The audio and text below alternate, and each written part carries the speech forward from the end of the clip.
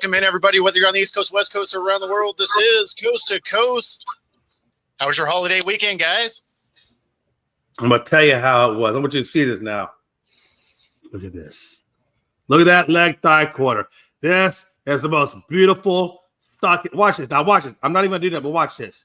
It just falls apart. Not even, and when you put it in your mouth, Bo, it dissolves. And then it liquefies. And you get all the smoke and the barbecue. 35 times I have tried this, and I have now perfected what I call the absolute best barbecue smoked chicken. You know, and that would have been a great and beautiful shot, except your nails look like ass. They do. They do, Pags. You know, it would have been a beautiful shot of chicken and whatever, but you got them shitty ass nails. Either paint them or get rid of them, because it's even more white trashy when you have them like that. I feel so bad about myself. That's because I've been working, Pags. I've been working. I know that. Take it off. Then take it off. You're a man. You're a man. You can take it off. It's okay. As you can see by my face, I got a little bit of sun. Yes. It does match your shirt pretty well. Just slightly, a little bit of sun this weekend. I got it too. I mean, you could see, like, if I got close, you could kind of see the line from wearing sunglasses and everything. Yeah, I got a stripe from sunglasses. Yeah. Well, we went to the rodeo on Saturday because my wife gets free tickets every year to the rodeo, and it was like 95 with a heat index of 108. And since they weren't prepared for it to be that hot, they ran out of water midway through the show. So we left at intermission because I'm not sitting out here without any water. Yeah, no, I mean, that makes sense. Speaking of running out of stuff, went to this pizza place, and the line was ridiculous, right? Like, so we ride the ferry, we walked on a ferry, we got over there, and they're like, hour and a half wait. I'm like, okay. Now this is just that many people, right? Hour and a half wait for this. And so we're like, okay, well, you know, whatever, we'll leave our name. And we decided to go somewhere else. I get a text, about that long later, and they're like, "We're sorry to inform you, we ran out of pizza." Like, how bummed out would I have been had I actually waited for that?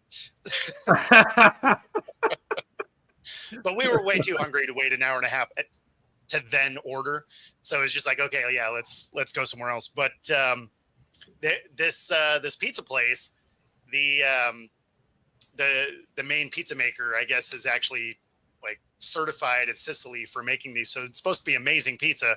And, based on the line that was there, it looked like it probably was, because there's another pizza place that is like across the street almost.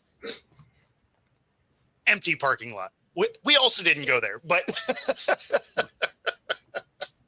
Wait a minute. Hold on. So the one pizza joint is just packed, selling it out. And the other guy across the street is like, what the hell? Pretty much. Yeah. Yeah. And the thing that's funny is, from the sound of it, the pizza at the other place isn't terrible either. Like, it's supposed to be pretty good pizza, but comparatively not as good. We ended up getting Mexican food, but, lucky when in doubt, go from Italian to Mexican. Why not? Yeah. Well, the margaritas sounded good at that point. I mean, when you make enough of it, eventually you run out, right? Actually, it's a good problem to have. Exactly. Honestly. Exactly. Yeah. And it was funny because their text was like, we do still have pastas and, other stuff. We just ran out of pizza. And everybody's like, I don't know. And then when they run out of pizza, did they not filter over to the other guy then and try to get whatever they could? Because obviously, if it was a good pizza, they at least filter over. But if they didn't even filter over, like, for example, you didn't even filter over, you went to Mexican. So I'm like, this guy must have not been that good. Yeah, because we wanted margaritas at that point. Because we're like, if we're going to wait this long, let's go get a drink. And then we're just like, let's just go eat. Right. But yeah, as far as if people went over there, I have no idea. I was at a different restaurant. Because I'm thinking, if I was that guy and they ran out of pizza, people started filtering out, I would be like, thank God. Now maybe I can make some money. Yeah, I mean, it sounds like that other place sells more than pizza. So it's not like a one-trick pony or whatever, but The other thing that was good is I got to see that my dog is not freaked out by fireworks. So that was a bonus because you never know, right? So good to see her not freaking out when, everybody around our house was trying to blow the neighborhood up. I didn't see that shot you had on Facebook. I think it was when you were on the ferry, and that was a really nice shot. I mean, it was beautiful. Oh, Mount Rainier over the Puget Sound. Yeah. That was from the boat. nice. Yeah, that was taken from the boat. Yeah, that was a nice shot. Okay, how about the Astros? I mean, Rob, I have to. I haven't tried it, but based on the line, I have to disagree. Yeah, I guess you'll have to come can't hit New York. Yeah, I mean, nice. It's not New York. This is a dude from Italy. So there's that. Yeah, there's definitely that. Just so that you know, in Italy, they don't sell pizza. Okay? So Well, Sicily, whatever. But doesn't matter. They don't sell pizza. well, whatever. Just saying. Okay. Doesn't matter. Anyway, so moving on to baseball. Astros doing some work. Man. Yeah, we did. So Yeah, we actually, did. I before you get on to the Astros, because I know, and we're going to hear a lot about it from Jay and stuff like that. So my weekend, because I was just going to be quiet up until on Friday, I got to do the quarterfinals of FIFA Club World Cup. Really? Where it was Chelsea versus Palmeiras, Chelsea being England. So my joke was, it's the 4th of July. Everybody's got to beat England on the 4th of July in America.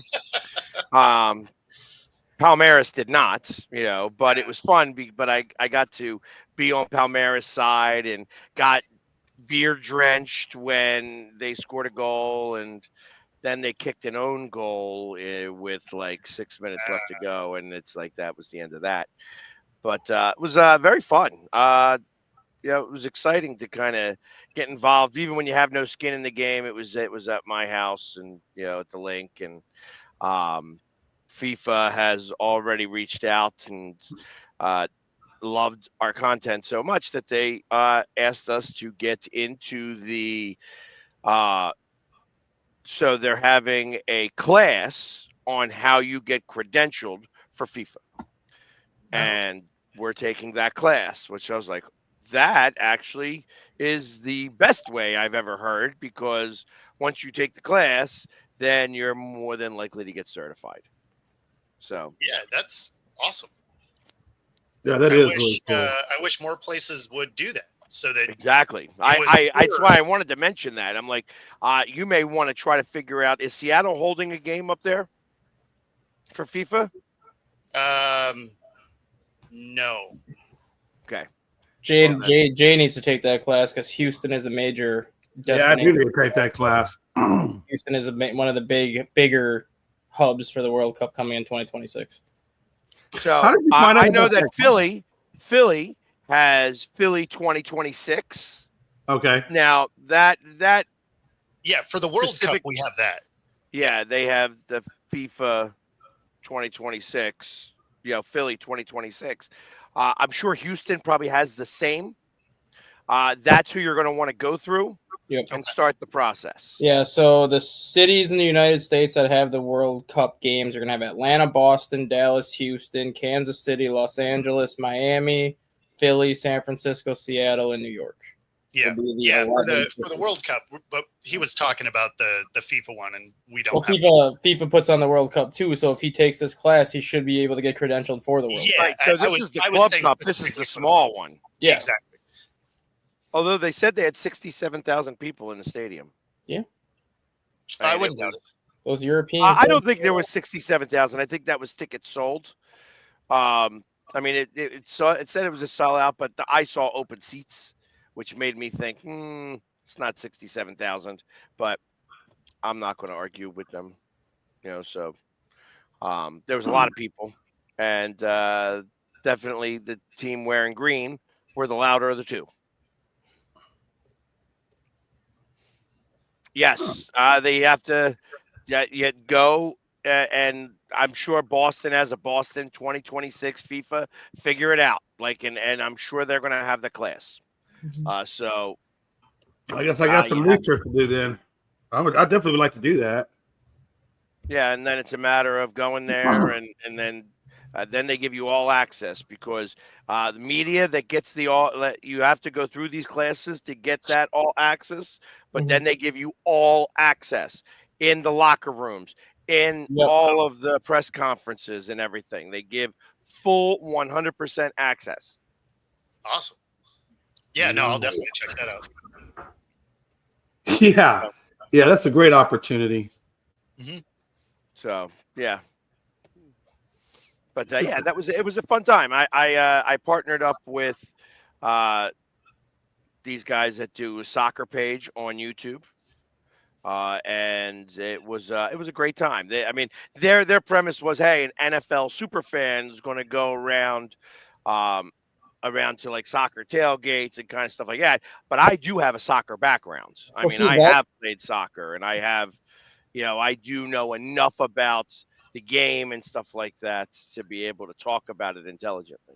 To take the NFL super fan out of the equation, because you're like a super fan for everything in Philadelphia. Like, you paint up for every team, but when you watch the World Cup, you would fit right in because that's how people dress for the World Cup. Like, when the World Cup goes places, all these fans are painted up. All these fans are dressed up in this out of control like attire just because that's a big event. So like, you would fit in perfectly with the World Cup crowd just based on your background and everything you do.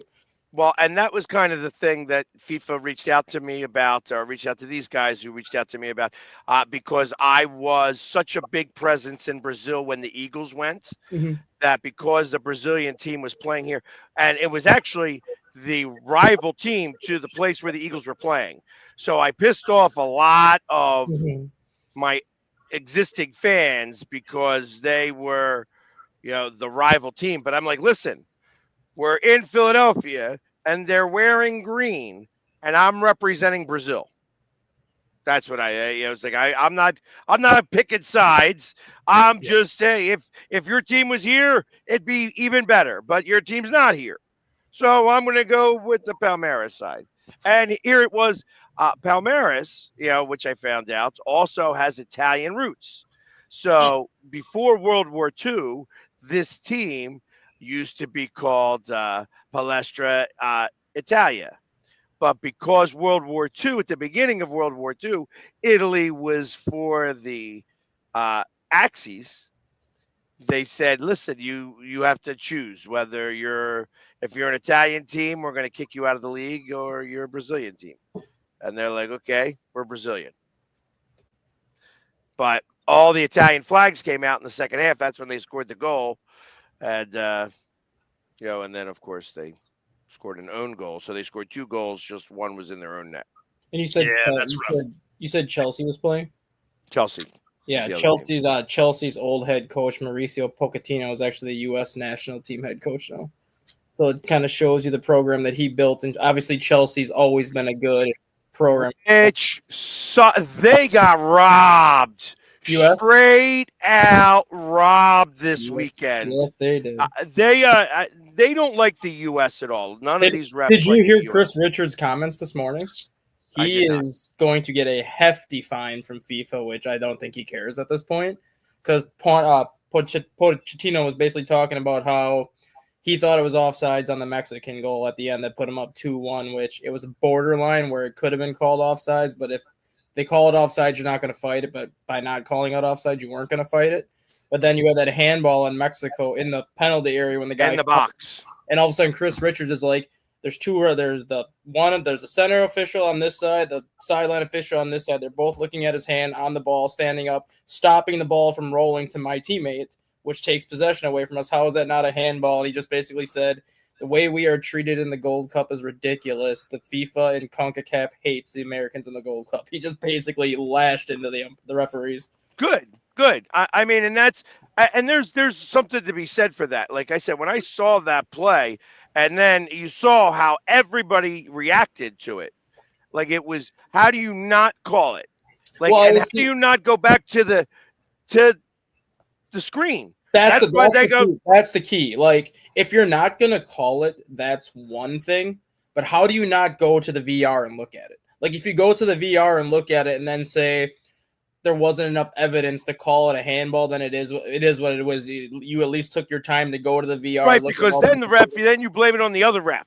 Yeah, ref because that's in that New York referee or didn't even wherever. go to the VR. Yeah. Like, USA is going like this, everyone's going like this. Even the guy that waves the sideline official with the flag even kind of went like this, and the center ref's like, "No, we're good." It's just like, how do you not even go look at it? Like, you went to go look at you went to look at the offsides that Mexico scored their second goal on, and they looked at it and said, "Nope, it's fine." So you counted that. Why can't you look at that handball? Well, I'm ready to It's protest. a shame the U.S. is not as good. Well, the thing with this tournament, which I'm actually very impressed, and I think Pochettino had a lot to do with it. If you look at the roster that the U.S. sent to the Gold Cup, there was no Christian Pulisic, who was the United States best player. There was no Weston McKennie, who's one of their best players. Their best goalie and Tim Howard did not play. Like, this was a very super young roster. Most of these guys are on the U20 or the U23 team the last 2 years. So a lot of the core United States players, they left in Europe to play for the club teams. They took this group of players to kind of give them that experience. Now you throw in McKinney, now you throw in Howard, now you throw in Pulisic and all these other guys into that World Cup roster in 2026. Yeah. USA is going to be a tough out because of the experience that these younger guys got in this Gold Cup.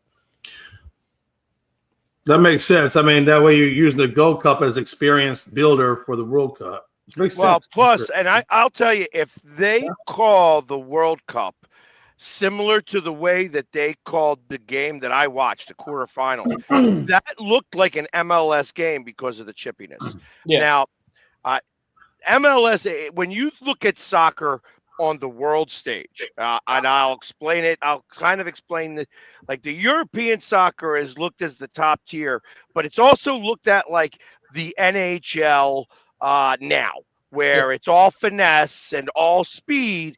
But you can't hard tackle. In fact, they almost want to forbid tackling. Yes. They would rather it all be stolen passes and such like that. As you get further away from Europe, like even in the African leagues, that you start to get it. Although Africa tries to model itself off of the European game, Asia tries to model itself after the European game. Once you get across the pond and you get into Brazil and South America and then Central America and then North America, the game is very chippy and very pushing, and you could get pushed off a ball, and there's a lot of diving because of that. And this referee in the FIFA match was not calling it. No. He's like, get up, get moving, or else I'm going. And he threw out a yellow card for diving to one guy. Too. Yeah. I think that's what they're is diving like flopping in basketball? Is that? Yes. Yeah, that's exactly right. I think that's what they're going to have to call it in the World Cup, because, I mean, you're bringing guys like Mbappe and all these like talented European players are coming, obviously, to the United States to play. Mbappe is one of the best players, if not the best player in the world, now that Ronaldo and Messi are kind of at the end of their career, and he's all finesse. He's quick, he's finesse, he's smart, but he doesn't like to play physical. When he comes here, and no offense, but PSG has the largest payroll in the world for any sports team at like 1.2 billion. Yeah. That's how much they pay their team. 1.2 billion.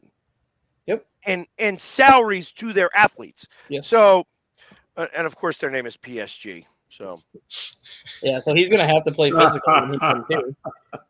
Because if he's not even playing in the Club Cup, and they made it to the semis. Yeah. Like, if you look at how FIFA or the World Cup was back in 2021, 2022, it was very physical. There was like a lot of chippiness there. I think they said that was the most red cards that were ever in a World Cup last time around, just because of how chippy it got. And you had all these European soccer players that aren't used to the chippiness. They're used to like the quick finesse game that when a player got physical with them, they didn't like it. And they retaliated, and it was like, nope, you can't do that. Here's yellow. And then the next game, here's yellow number 2. You get the mismatch number 3. Right. And there was a lot of that. There was like 2 guys specifically on Chelsea that are going to miss the next match because of the yellow cards and stuff. And I kind of remember like when Italy beat, was it France? And they got that one guy, the French guy who was like the captain of their team and Mhm. whatever, just straight out headbutt the Oh, the guy in the Zinedine. chest. Yeah, Zinedine Zidane. Yeah. Yeah, just headbutt him right in the chest and was like kicked out. And it's like, all right, well, now the Italians definitely won because you just lost your best player. Yeah, Zinedine Zidane. I remember that. Yeah. No, that was hilarious. That Like, dominated the news cycle for like and 2 that's weeks. that's sad too because Zidane is probably one of the 3 best players that's ever come out of France. You have Thierry Henry, who was there for like the early to 90s, early 2000s. Then it was Zidane, and now it's Mbappe. But the only thing that Zidane's going to be known for is that headbutt in the World Cup, and he was such a great player for over a decade. So it's going to be interesting to see once we start to have some of the qualifiers finish up and we know who's going to be in the series, series 4 and stuff like that, and where these games are going to be at and who's going to have what games and stuff, because it's going to be a lot of fun to kind of watch. And I know that some of these hotels around here are already sold out. Like we were having the way that a city got permission to do it was that you had to have a facility that could handle 4 teams. And of course, the Union play right down the street from me. So the practice is going to be literally right down the street for all of these countries. And they're renting out entire hotels. Yeah. So That's insane. it's going to be fun. It's going to be a lot of money for the city of Philadelphia. That's for damn sure. Well, it's going to be a lot of money for all of these cities. Yes. New York is going to get the best because they get the final, which sucks because that stadium sucks to watch the finals in. I believe though. I think Italy is in Philadelphia's bracket. And I thought that they didn't even qualify yet. I think they did now. Because the Team USA, I believe their hub is Houston, I believe. Mexico obviously gets Mexico City for bracket play, and then Canada's up in, I think, Ottawa or Toronto for their bracket play. So, like, US, Canada, Mexico are the automatic qualifiers because they host. And then you have all the other qualifiers. Transportation is going to be such a nightmare here in Seattle. Like, I'm going to have to leave soon to be able to get to that game in 26. Right. Yeah. Yeah, transportation's going to – and then all the streets that are blocked off and things like that for it, it's going to be crazy. Oh, yeah. Italy has not qualified yet. They have to win one more match to qualify. Okay. Yeah, I knew that they weren't qualified yet. Yeah, so Australia, Iran, Japan, Jordan, South Korea, Uzbekistan, Canada, Mexico, US, Argentina, Brazil, Ecuador, and New Zealand are the ones that have qualified in so far. Well, yeah, Canada, US, and Mexico all got the pass. So they got the 3 automatic bids. So there's only 29 more teams that have to qualify. So, but yeah, because it's going to be just like this was. You're going to have 3 games and then the quarterfinals in Philadelphia, which should be a lot of fun. Should be a lot of fun. Mm-hmm. So now you can go back to Houston winning 18-1 and scoring 10 runs in an inning. Did I hear that they never scored 10 runs in an inning before this one? Yeah, that was history making for them. Absolutely. No, that was the first time. I loved it. I love the fact that they did it against the Dodgers. Oh, I do too. Oh, I do too. There were so many people crying on Facebook about it.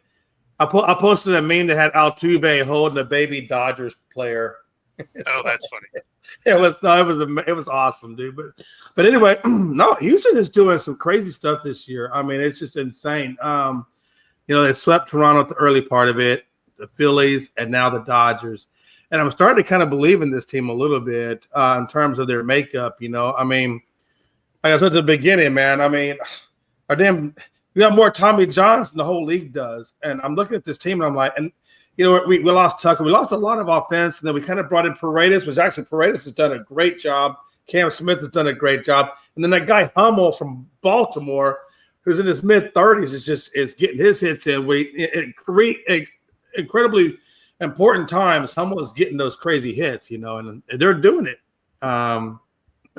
by weird means. I mean, it's just straight team ball, But so But So, not to be outdone, though, I think the Seattle Mariners had broke some history this weekend too. Was like the first time that they've ever played a series where the other team did not score. yeah, 3 shutouts in a row, and it was a good thing too because 2 of those wins were 1-0. Yeah, I think they the didn't Pittsburgh have Pirates scored did at that too. all. But yeah, no, I mean the M's shut him out 3 times in a row. Sorry, Troy. And but yeah, so that was kind of crazy. And yeah, that absolute beatdown was that 18-1 for the Astros. It was funny because baseball legend Oral Hershiser comes out and says, "Not to open old wounds." Oh, that was funny. But it sure looks like They know what's they coming. know what pitch is coming. That was funny. And that's what it always is. I mean, and even a certain podcast, I won't say his name, I'm not going to put him on blast, but a certain podcast that a couple of us know, it's just all over Facebook crying about it. And I said, bro, just shut up.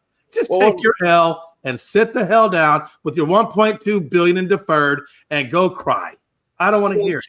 The comment that Robert just made is actually kind of funny because you shut the Pirates out 3 straight games, correct?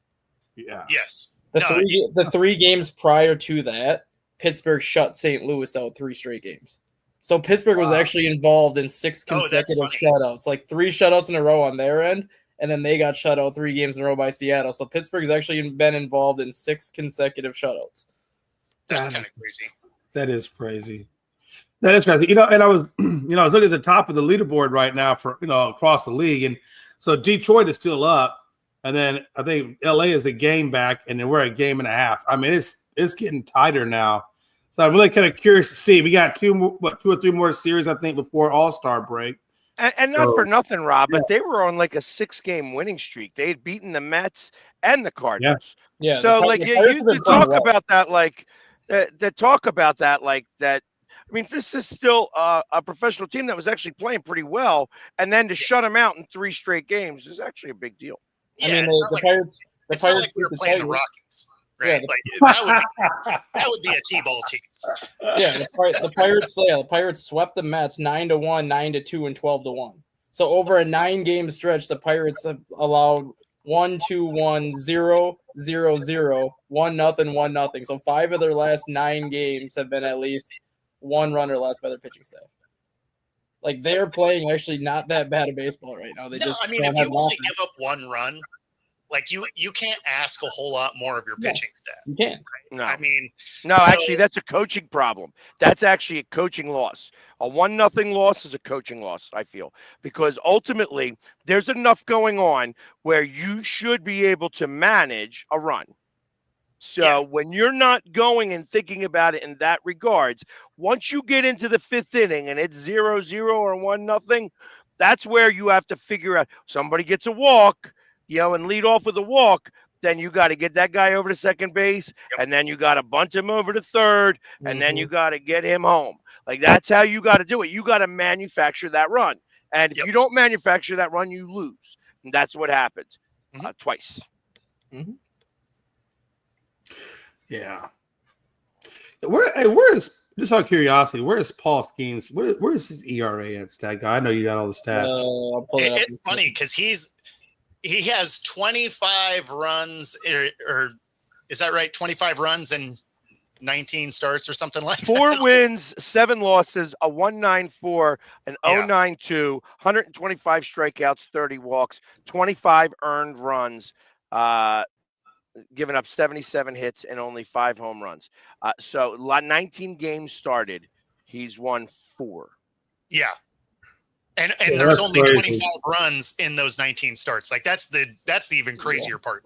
You're just like, okay, this dude's not giving up runs. He just has absolutely no run support. Well, that's like the guy from Kansas City too, that Chris Bubich, who's been basically a middle of the rotation, the back end of the rotation starter most of his career.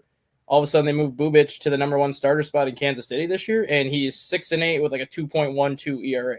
He's got the second lowest ERA in baseball behind Paul Skeens, but the same thing, like the Royals can't score when he pitches. Mm-hmm. Actually, the guy from the Reds had under 2 ERA. Andrew Abbott. Actually, if you really want to talk about it, though, Hunter Brown's got a 1.82 ERA, 21 runs, and a 0.082 WHIP. So it is 4.0 WAR. I mean, Hunter Brown. I mean, people don't talk about him enough. We got a lot of Paul Skeens out there, but Hunter Brown's actually outperforming Paul Skeens. But yet he's underrated because nobody really ever talks about him. The big difference is I don't underrate Hunter Brown at all. The big difference is Hunter Brown has the 1.83 ERA or whatever, but look at the offense that Hunter Brown has though. Like, no, I'm not. I mean, regardless of what the offense is, regardless of how many runs the other team scores or whatever, I'm still saying a 1.82 is still a 1.82. Yeah. And a 1.90 is still a 1.90. Yeah. It's him throwing it, striking out, whatever the case is. That is one thing you can centralize in on that person, and regardless of the offense. We're not talking about wins or losses. We're just talking about their production. That's what Paul Skeens will be judged on, probably his wins and losses, but he really shouldn't be. So if you're making that argument, then you're correct, right? Yeah. I think the biggest thing with Skeens, though, is – and Brown doesn't even have the most wins on your team. So I know Framber Valdez does. You're right. Yeah, I know. And I want you to know that he knows that you know that you lost 3 straight to us. It's okay. It's all right. We always have a problem in Houston. That's all right. I ain't worried about I ain't worried about now. You can't win a championship now. Yeah. No, you can't. I wanted to show. I know for a fact if Philly and Houston were to be in the World Series, you're going to be right there. And I hope by then that Alvarez has a little deja vu moment and puts the ball right off the wall in front of you. It's going to be beautiful. I don't think Paul Skeens' ERA gets below 2.2. I'm just teasing. I don't even know if we'll make it. Like I said, I really still feel like the rest of our rotation behind Valdez and behind. I don't know if it's going to be good enough to go all the way to the World Series. I hope it does. And they were talking about this morning on MLB Network. Like, the entire baseball world is going to be watching Paul Skeens basically the next year because everyone knows the Pirates are not going to be able to extend him because of what he's going to cost. So the question becomes, how long do you keep him before you get rid of him, and do you try to trade him before the lockout? Because if you try to trade him before the lockout, he is no longer your problem after that lockout ends, because once that lockout ends, if they do come out with a salary floor, you're going to have to pay him something to reach your salary floor. So if you get him off your roster before then you don't have to worry about it. The thing with Paul Skeens that they also said, he could be the first pitcher in Major League history to have a losing record and win the Cy Young because of how good he pitches day in and day out. Because if your ERA is a 1.8, 1.9, and you're going to finish the season 6-15, it ain't your fault that the offense doesn't perform for you. I feel like there's been a Cy Young winner that's probably lost. I'm talking like lost, like 6-15. I think check out Steve Carlton. It's possible that he had a losing record the year that he won with the Phillies, because they won like 54 games, and although he may have won 27 of those 54, I think it might have been that weird.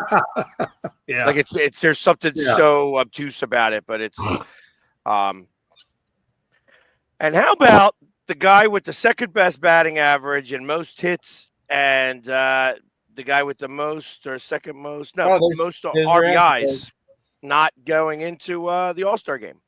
Sayas is the All-Stars is becoming like the Hall of Fame. Yep. Let's jerk ourselves and throw in whoever we want to, and not put in the best players on that are playing. No disrespect to Ronald Acuna, because Ronald Acuna is a hell of a player.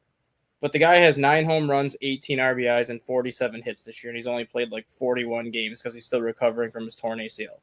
The only reason why he's in the All-Star game, let alone a starter, is because the fans wanted to see him play. The fact that you have a guy in Seiya Suzuki, granted, yes, I understand he's a DH and doesn't play in the field anymore, but he still can play outfield because he was starting outfielder the last 3 years before they got Kyle Tucker. He leads Major League Baseball in RBIs, and he's not even in the All-Star game as a reserve is a freaking joke. Like, MLB should be like, I don't care what the fans voted at this point. He needs to be in somehow, so put him on the they have to care a little bit because the fans are the ones that pay the money. And yeah, what Robert just said. They're the ones that put the butts in the seats, right? I mean, What Robert just said, there's only been one Cy Young winner in MLB history that's had a losing record, and it was not a starter. It was when Eric Gagne was 2-3 as a reliever, but had like the 68 for 68 in saves. So no starting pitcher. Oh yeah, I remember that season. No starting pitcher has ever won the Cy Young award with a losing record. So Paul Skeens could become the first pitcher in Major League Baseball history to have a losing record and win the Cy Young as long as he keeps pitching at the level he's pitching at. Which he has a legitimate shot. Like if your ERA is hovering around 1.8, 1.9 all year, but your team is scoring basically 1 run a game for you, there's not much more you can do as a starter. Like you're going out there and doing your job 6-7 innings every time out. Yeah, got to go out and be perfect every time. every day. Yeah, I was thinking. I'd be curious to know though that the trade deadline is coming up here pretty soon, and I'd be curious to know what each one of us thinks our specific team needs at the trade deadline if they're going to trade. What would you think, Bo? What do you think? I mean, can you buy consistency? Is that an option? Yeah, I mean that's the biggest thing is, you know, our pitching has been decent. It's the consistency of the bats that's been our issue. You know, when they're making contact, we're good. When they're not, man, we're not. And you know, so that'd be the biggest thing. But, you know, at this point, I don't see them adding anybody. That's just not the Mariners' way of doing stuff. So we're just going to get to ride this out and see what it is. I think we're playing good enough baseball that we don't sell, though. Yeah. So I think we're probably mostly just going to ride with what we've got. You know, unfortunately for us, we have the Astros that are on a tear because, I mean, it's not like our last 10 has been terrible. We're 7-3 in our last 10. It just happens that Houston is 8-2 in that same time period. So, you know, we're playing good baseball. We're just still losing ground. So, I mean, you know, we'll see what happens out of the All-Star break. But, yeah, I mean, probably just consistency is the biggest thing. And I don't see us going and getting a player for that. What do you think you need, Dustin? What do the Cubs need? Ideally, they need at least one starting pitcher, especially now that Jameson Taillon is out probably for the next 8 weeks. But unless they're willing to sell the farm for like an ace, and I'm talking like a Jacob deGrom, a Chris Sale type of ace, I think the Cubs need 2 starters. Maybe like a Mitch Keller and a Merrill Kelly, 2 middle of the rotation guys that are better than what you have right now in the middle of your rotation. And they need Eugenio Suarez. They do not have anybody that can hit at third base, and they have one of the worst hitting teams against left-handed pitching. Eugenio Suarez can crush left-handed pitching. Yeah. Pags, what you looking for? So we have an overabundance of starting pitching. We need more bullpen, which may come from the Pirates, actually. I think that they're going to wind up getting Bednar this year. Yeah, and unfortunately, I think Bednar is of course, they're going to give him 2 years too late. So Bednar right now, his ERA is down at 2.7, I believe, and since May 1st, his ERA is like a 1.4. Like David Bednar has found the David Bednar of 2023.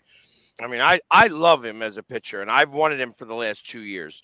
And I thought that the Phillies would get him, and they haven't. And they used to be great trade partners, but they haven't been lately. But we definitely need a real closer. We need another setup guy, but I think that you're going to wind up seeing both Nola and as of right now, Taijuan Walker has been pitching really well, and he's been their long relief guy. And I think that he actually could become a really good bullpen guy if he wants to in the playoffs. So if you're going to choose that and you're going to trust him, because now we don't have Alvarado anymore, and to be able to do anything in the playoffs, he's not allowed to play in the playoffs. So, and we need a bat in left field. I know that Max Kepler's been crying, "Oh, I want to play full time" and stuff like that. But yeah, you need your bat to work. That's the reason why you're not playing, because you stink at the plate. Again, going up there without any real plan. Got to go up there with a plan. Yep. And at least then we'll get you more. You're 30-some years old. You should know this by now. Mm-hmm. But no, he's going to cry instead. So put him out there to cry. And Joe, you're right. realistically, the M's probably do lose more ground. That being said, they're a wild card team at best, the way they're currently constructed. I mean, we knew that coming into the season because they didn't do anything. So, yeah, it's that's no real shock. But Houston's on a hot streak. They are going to come back down to earth a little bit. It's going to happen. They will. They will. It just, it'll be interesting to see if it happens in September. Because and that's really I feel the like thing, that they need to have it come down now so that they can start the upswing again. If it starts to come down past August 15th and they have that come down, they may not recover. Yeah, I mean, like, that's interesting you said that, right? So I think what Houston needs, honestly, Alvarez now is going to see a hand specialist with the fracture that he sustained a while back. That put him on the injured list back in May. Now it's looking like they shut him down, at least we know, till it'll be way after the All-Star break, even if he does make it back this year. And I think it's going to be determined on the hand specialist. But so for that reason, I really think the Astros need a power bat. You know, right now, Carantini and a couple of the guys are carrying our DH spot, and that's fine. It'll work for now, but we ultimately need a power bat of some kind. So Astros got to look for that. I think that's probably one of the biggest things. The other big thing would be trying to secure another starting pitcher that has a little bit more experience, you know, for the playoffs than the three right now that we're riding. One of them's actually a reliever, but we're using him as a starter in Gusto. The other two are just call-ups for the minor leagues. Not that they're doing bad. Gordon is doing well. Walter's doing well. But I don't know how they're going to perform in the postseason because they don't really have that experience. I'd like to see them at least get one more experienced pitcher if Eric Getty's not going to come back. So I think those are the two biggest needs I'd like to see him address. But you need only a fourth pitcher. You only need a fourth pitcher up until after that 5-game series. After that, you go to a 3-man rotation. That's it. Mm-hmm. You know what I mean? It's so you don't need a fourth guy unless you want to unless you are in necessary need of getting past that first series, that best of 5. Because you don't want to have you don't want to have your number one guy going in game 4. Right. And that's the thing, too. And you're right. And that's the thing, too. So I don't know if Eric Getty's coming back anytime soon or Garcia or Javier. You know, no. I mean, it's so up in the air. I don't know what they're going to do, but I know you're right. They need that one more guy. And to your other part of your question, in terms of riding the wave of highs and lows, the interesting thing is we got Mariners right up out the rip off the All-Star break. And I believe it's in Seattle, if I'm not mistaken. Yeah, I do believe it's a home series for us, but again, we always struggle coming out of that break, so we'll see what that looks like. But they need to win it if they want to have any hope of winning this division. They need to take that series. Yeah, absolutely. But I think more importantly, you guys are really in that cusp of the All-Star. I mean, of the wild card spot. And, more importantly, you just don't want to lose any ground in that wild card spot because that would be your last lifeline to get into the playoffs. That's really, I think from your standpoint, that's really the more coveted is that wild card. If you are able to get to the division, that's like the carrot on the top or the carrot on the cake, whatever you want to say. Yeah, no, I mean, that is what they have to focus on is keeping that wild card spot. I think they're still 2 games up in that spot. I think we're 2.5. I think you're something like that. Yeah. You know what's also really amazing to me that I just kind of noticed in baseball. Take out Judge, who's got the most hits in the league. Sure. At 119. The next top 5 hitters in Major League Baseball, all shortstops. That's interesting. That is Wilson, Turner, Witt, Pena, and Bichette. Yep. And the funny thing is, Bichette was not even seen as their shortstop this year. He was supposed to be the DH, and then they said, "Oh, we're going to stick you at shortstop." You know what's interesting though? It's just, I thought Tucker would be up in there somewhere. In terms of top 5 hitters. Here's the funny thing: Tucker's having statistically a very good year, but he's having what you call a quiet good year. He has 17 home runs and 56 RBIs right now. And he's actually hitting like 288. He's got 95 hits, and there's a log at 95, 6, 7, 8. Yeah, but the problem 9, is and then it goes 100, 102, Yeah, and it's everybody's up. The problem with Kyle Tucker is he hits second in the Cubs lineup. Right behind him is Seiya Suzuki, who leads Major League Baseball in RBIs. So if Tucker's on base, chances are Seiya Suzuki's bringing him in. Then you have Pete Crow Armstrong hitting behind Seiya Suzuki, who's having a breakout season this year. Behind Pete Crow Armstrong, you have Michael Busch, who all of a sudden over the last 10 days has emerged as the best hitting first baseman in Major League Baseball. So, like, Kyle Tucker's on a lineup that has so many other bats that can produce that his 17 home runs and 56 RBIs are a very quiet season for him because he's also got 22 stolen bases and 22 attempts. Like, he's stealing bases too, which nobody talks about. Yeah. So And how about Cal? How about Cal getting 2 home runs in the one game and then hasn't gotten one since because they've only scored 1-0. But obviously it's well, it ties Griffey. So that ties the franchise record going into the All-Star break for home runs. So pretty awesome for Cal. And it's been fun to watch. It's been fun to watch. Anytime you got someone on your team that's just yanking them out, it's always a good time to watch. Especially when your team wasn't playing great, right? You're like, okay, well, at least I get a root for that a little bit. On the other end of things, though, with this right here, the Rockies become the worst team ever. Yeah, it sort of looked that way. They're sure on pace for it. And of course, I think they're on pace to lose like 126 games, which would be the most ever. Yeah. But they are playing better. The thing that's crazy about it is they're on pace to have a minus 556 run differential. That is wild. That is wild.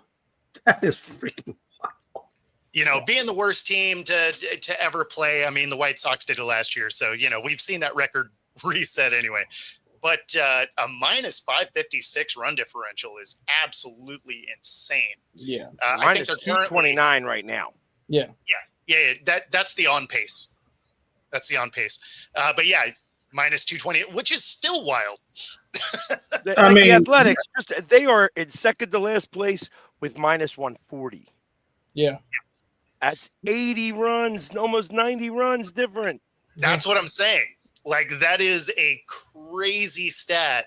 And even if they stayed where they are, that is a rough number.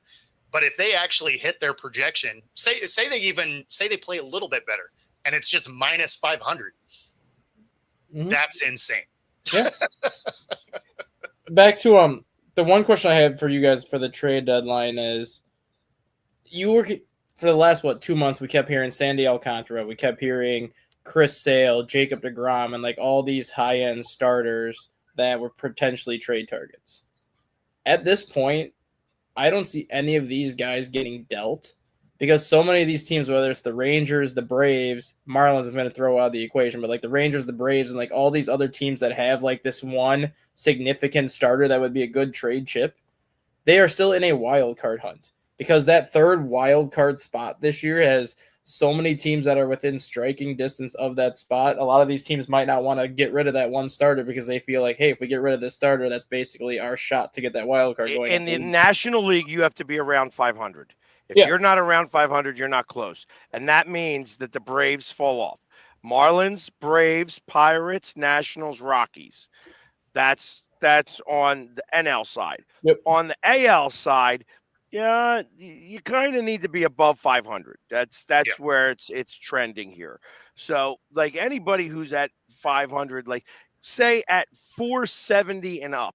So, actually, which knocks out the Guardians. The Guardians need to make a run right now, or else I think that they're done for the season, which puts you the Guardians, the Orioles, the Athletics, and the White Sox. Interestingly enough, the Athletics have a couple of big names over there that are playing really well. Just the rest of the team sucks. And, of course, the White Sox are the White Sox. So, Yeah, they were mathematically out before the season started. But the Orioles are surprising. It'll be interesting. I have a feeling that they're going to lose a couple of egos in that dugout. I feel like that the Guardians are in the same boat. I think that the Guardians are going to have to do a pitching renewal. So that's what their problem is this year. Because Bieber's out with Tommy John. That's why I think this year, if the Guardians can kind of stay in the position they're in right now. They're like, we don't have Bieber this year. We're pretty much already down our ace. I don't see them resetting everything because they're out of the wild card right now, but they're still close enough. No, but they could replenish this year. Yeah, they can. So by getting rid of one of their starters and such, like this is the year that you're going to do it. Like if it's when you're 9-10 games out of contention here, at that point you have to start to make those decisions. It's like, okay, as we're at the All-Star game, they're going to start to have these conversations. They're like, all right, do we want to? Do we not want to? When what's it? Unintentional walk, whatever it is that they do on MLB, is talking about how you don't have it this year. Yeah, that's usually a sell sign. That's usually the first sign that says your team's about to sell. The Guardians to me have two pieces that they should move. Jose Ramirez is the main piece they should move because at some point he's going to want the massive contract that the Guardians won't be able to give him. He's probably the best overall third baseman in baseball. So you trade him, you're going to get a ton to replenish your farm system. Plus, you're probably going to get a couple players added to your major league roster. The other player that they should get rid of, and it would be a tough pill to swallow, is Emmanuel Clase. Because he is got 5 years of team control left before he even hits arbitration. And the guy's making like $27 million over the next 5 years. They still have 2 or 3 guys in the Guardians bullpen that can be closers, such as Cade Smith, who is statistically a top 3 reliever in baseball this year as their setup man. You trade Clase and Jose Ramirez, not only are you replenishing your farm system, but now you're also probably adding some pieces to your team this year that could potentially help you next year when Bieber comes back and possibly some other moves going after that.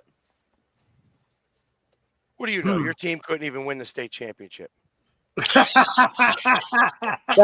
a kick to the gut. Damn. I had to bust his. I ain't busted his balls in so long. So, hey, like you were saying though, Pegs, like you said, the Phillies needed another bullpen arm. Why not go after Clase? Because you have some pieces in your minor league system that would fit well with the Guardians. And you have some pieces on your major league roster that are bench pieces right now that would start for the Guardians. Like Guardians and Phillies would be a perfect trade partner for Clase. Acuna, no. I was going to address that when I saw that pop up. What's the guy's name? The GM. I always forget his name of the Braves.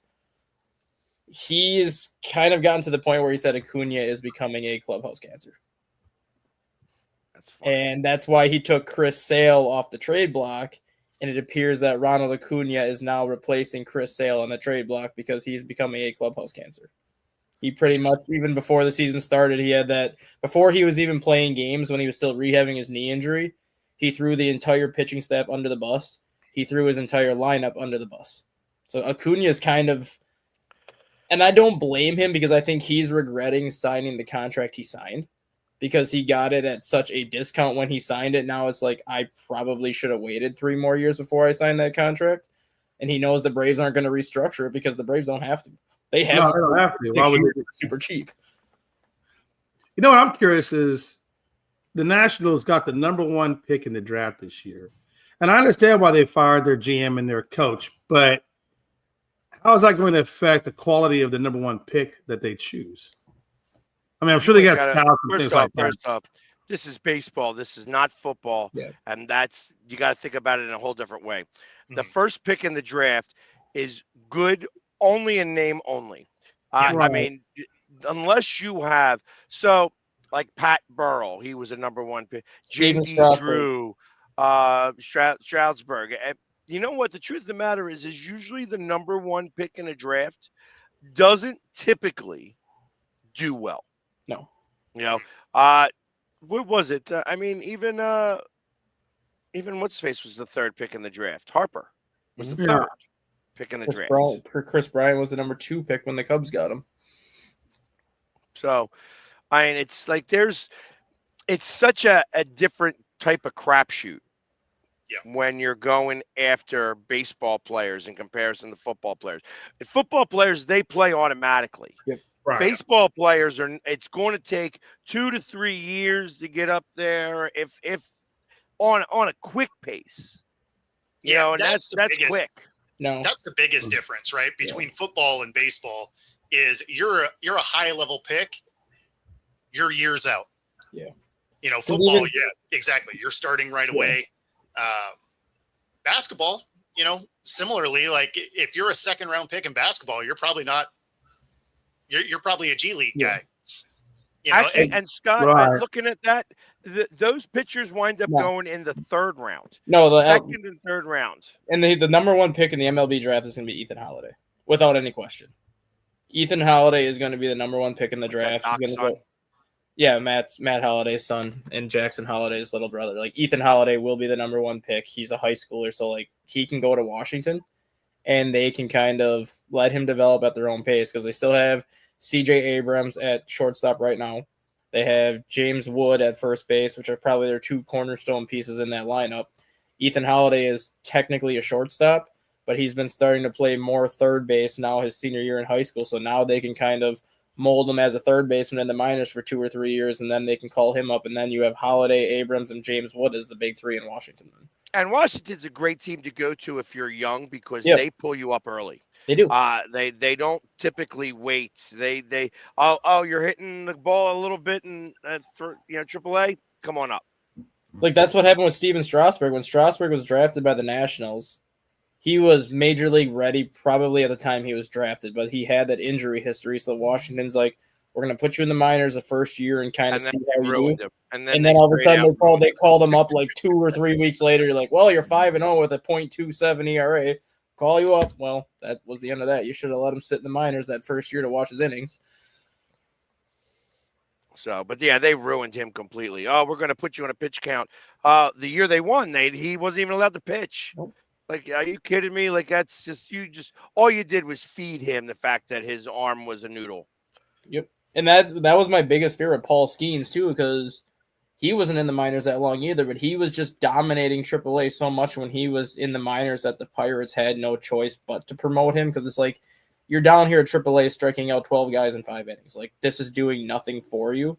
And so far, like, he's pitched well enough where it's like, okay, maybe he was major league ready, but you still have to worry about him having. He looks major league ready. Well, no, he hasn't had the Tommy John surgery yet. Like, that's the part where, like, as a Pirates fan and as the Pirates organization, you still got to monitor him to the point where that Tommy John surgery could be lingering at some point. So how long do you kind of? I mean, that's you know who didn't get Tommy John surgery? Nolan Ryan.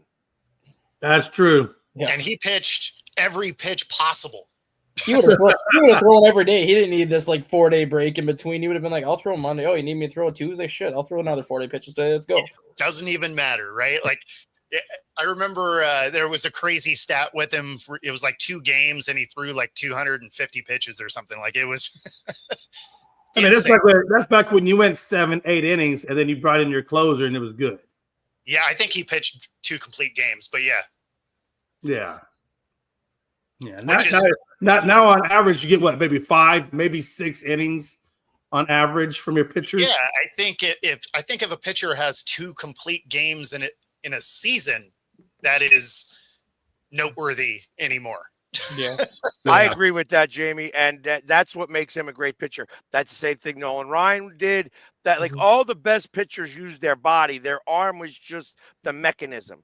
That's all it is. It's so that's the reason why you have to use your body. You got to get your body behind it, and that's where all the momentum comes from. Yeah. These pitches. Yeah. These pitchers are using their arms to get the momentum, and that's why they're blowing out their arms with Tommy John. Let's also remember that Nolan Ryan would also kick your ass if you try to charge him at the mound. Just ask Ventura about that one when it was in the headlock. And it was just, the kid that gets us to the top of the hour, guys. If you're watching on YouTube, be sure to like and subscribe. Otherwise, we're going to get out of here. We'll talk more about this tomorrow. Otherwise, guys, enjoy the rest of your day, guys.